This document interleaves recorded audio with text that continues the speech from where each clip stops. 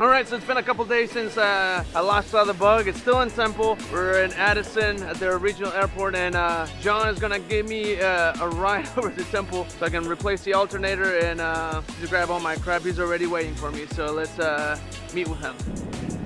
It looks like a Blackhawk. Yeah. Cool.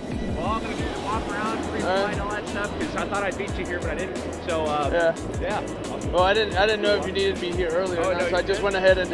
Yeah. All right. We have made it. This is John's SR-22. I've seen pictures of these planes, but this color is actually really nice and the interior looks awesome. So we're gonna do some pre-flight check stuff. Oh yeah, go for it. So this should be dope.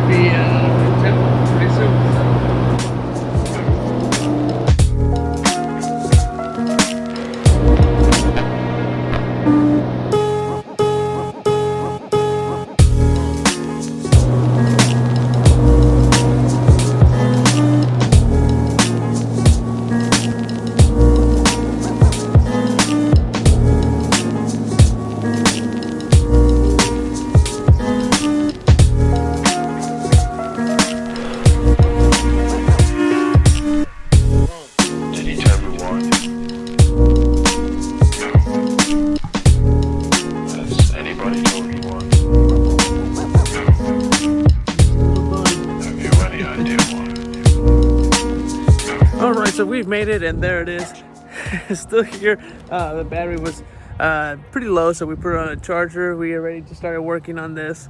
We're about to take the alternator out. That's probably, I'll show you here in a second. The alternator actually looks like it's the same size. It's a different shape, but I think it won't matter. I think it'll be fine. Different connectors and whatnot, but not much to complain about there. But again, thank you, shout out to John and the guys from Texas Hot Rides. Go check them out at hotrides.com to check out their inventory, and of course you can always find them on Instagram, Texas Hot Rides. So let's get cracking, shall we?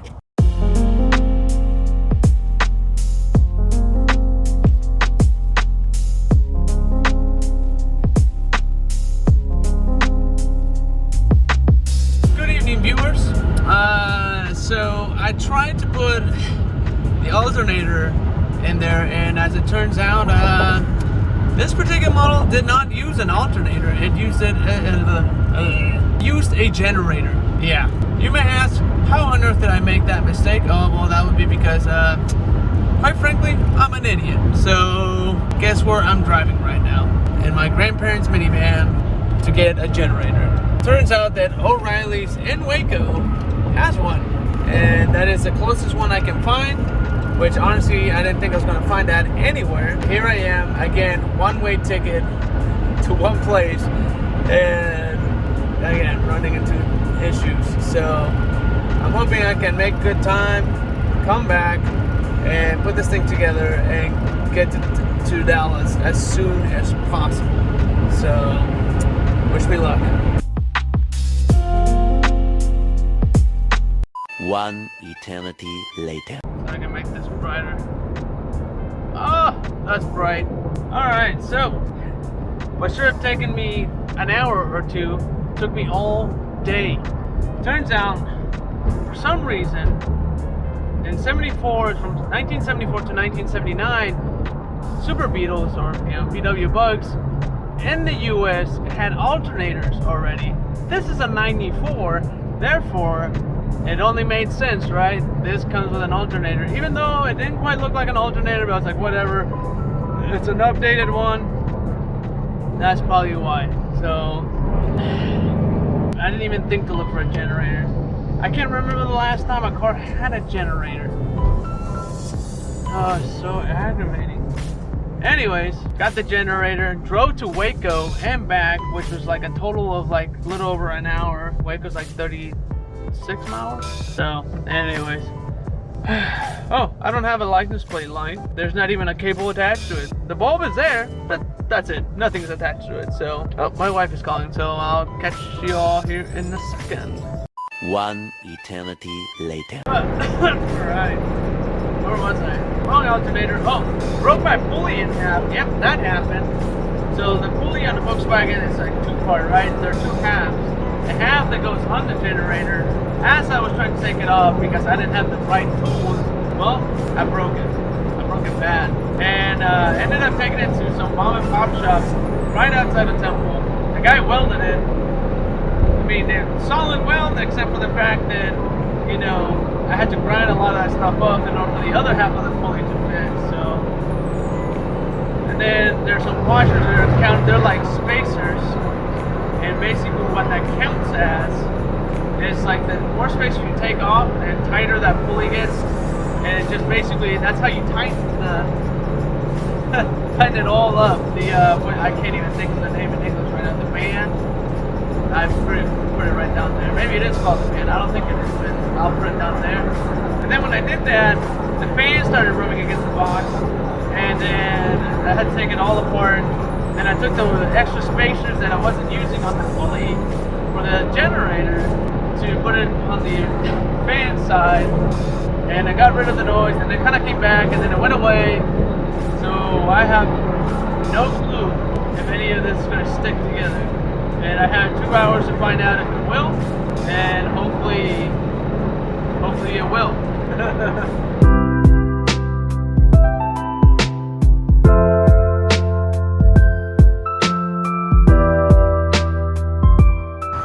Alright, just in case you're trying to imagine what it looked like. There it is.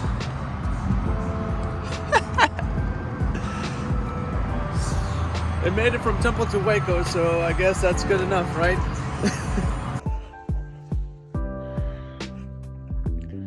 So I made it past Waco, and literally the battery light came on, and now I turned around, came back, met with someone that could borrow some tools, turned around, went back after I thought I fixed it, and at the exact same spot I had to turn around, come back.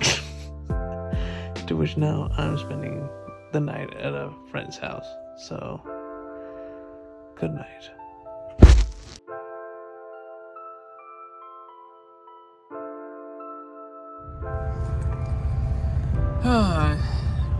Hello, viewers.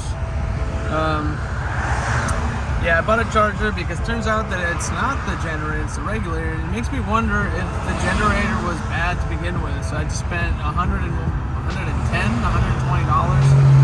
and it might not even, it could have been fixed with a $30 regulator. So now I'm going to Dallas, charging this up, and hopefully with no lights on, hopefully we can make it. So that's that. Alright, so here's a scoop. Bought a charger, as you saw earlier, and charged it up to maybe like 65-70%, and I was kind of like, I can't wait any longer. I just want to make it home. Worst case scenario, get really close to Dallas, and I actually have friends that are nearby Dallas that can help me out. Worst if push comes to shove, so I am just so ready to be home. I'm so tired of this trip. I am so annoyed. Just it's been one issue after another, and of course I'm learning, and I guess in the future I'll probably just go ahead and buy an alternator, I mean the generator, a generator, a voltage regulator, and some pulleys, and a couple of odds and ends, because you never know what might go wrong. These are old vehicles that got daily driven every single day, and I'm pretty sure the odometer has gone over once or twice. Not guaranteed, but it's not uncommon. So, I mean, that's kind of a testament to these cars, right? So they last a long time, and fixing them is cheap and not extremely difficult if you know what you're doing, just like most things in life. But the fact that I was able to take this thing apart like 3, 4 times, is pretty amazing to me, because the process was so simple. Once you figure out what went where, then these are very simple machines. So I thought it was flip over to a time lapse, I think. So let's roll.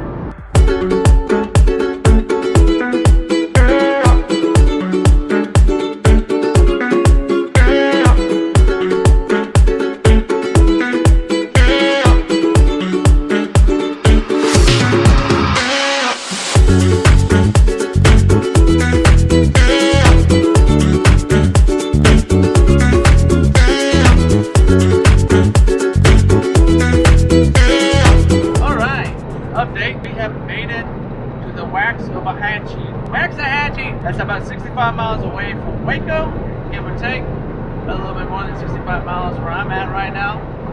And that is on 70% charge on the battery. I'm not using any lights, I'm not using anything. I mean, it's still daytime, so the only thing that makes me nervous is that I took off my little license plate light that I zip tied on there. And I'm just hoping I can make it to Dallas before the sun goes down. Dallas is no big deal, but on I-35, man, our state troopers brutal. I got pulled over for way less than that. So I just hope I make it there. There it is. Good old Dallas. Oh my goodness, we have made it to Dallas. I'm not quite to my destination. That's still like 20 miles away. But I made it to Dallas. And the voltage regulator randomly started working the second I crossed the county line. Will you not believe this is the Holy Land for VW bugs? Yes, indeed it is. And I am so elated that finally this bug is in Dallas. Oh man, what a journey. What a journey. Oh man. Wow. Jeez. You know, I kind of figured there would be breakdowns. I didn't think I would be this frustrated every single time it broke down. What an adventure. What an adventure. I can't wait to see my wife, kiss her in the face, see my dog. Wow, what an experience. I don't think I would change it for anything. And I did feel, there's several moments I just felt like a failure, felt like I made a horrible choice, a mistake at that. It's been worth it. It's been worth every moment. Oh, now I just have to make it home. On a car that works, that is charging! A few moments later. So literally, right as I was celebrating that the voltage regulator started working again, well then, maybe about 5 minutes into that, it died again. And guess what? I was 2 blocks away from home, and it's dead. So here comes my lovely wife to the rescue, and the 4Runner, and see if we can maybe not jumpstart, but charge the battery just enough to go 2 blocks. So here we go.